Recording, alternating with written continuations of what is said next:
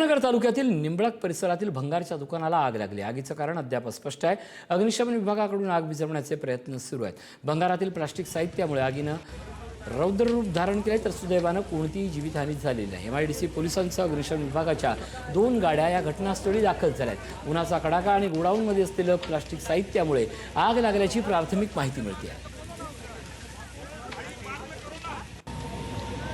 अहिल्यानगरमध्ये भंगाराच्या दुकानाला भीषण अशी आग लागलेली आहे। उमर सय्यद आमचे प्रतिनिधी आपल्यासोबत आहेत। उमर, आग आटोक्यात आणण्याचे प्रयत्न कितपर्यंत सुरू झालेत? नक्कीच गेल्या 1 तासापासून आग आटोक्यात आणण्याचा प्रयत्न सुरू आहे। खरं तर अहिल्यानगर तालुक्यातील निंबळक परिसरात एका या भंगारच्या गोडाऊनला अचानक आग लागल्याची घटना समोर आली होती। दुकानात मोठ्या प्रमाणात भंगार व प्लास्टिक साहित्य साठवून ठेवण्यात आल्याने आगीने काही क्षणातच रौद्ररूप धारण केले होते। आगीच्या ज्वाळा आणि धुराचे लोट दूरवर दिसत असल्याने परिसरात एकच खळबळ उडाली होती। मात्र घटनेची माहिती मिळताच अग्निशमन विभागाचे पथक घटनास्थळी दाखल झाले असून आग आटोक्यात आणण्यासाठी शर्थीचे प्रयत्न सुरू आहेत।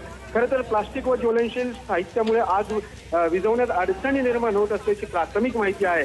मात्र आगीचे कारण अद्याप स्पष्ट झालेले नसून शॉर्ट सर्किटमुळे की निष्काळजीपणामुळे किंवा अन्य दुसऱ्या कारणाबाबत ही आग लागली हे अद्याप याचा तपास सुरू आहे। मात्र यामध्ये सुदैवाने कोणतीही जीवितहानी झालेली नाहीये, परंतु या दुकानातील साहित्याचे मोठ्या प्रमाणावर नुकसान झाले असून आता अग्निशमन विभागाचे जे 2 गाड्या आहेत, 2 बंब आहेत, ते आग विझवण्यासाठी शर्थीचे प्रयत्न करत आहेत। नक्कीच, धन्यवाद या सगळ्या अपडेटबद्दल।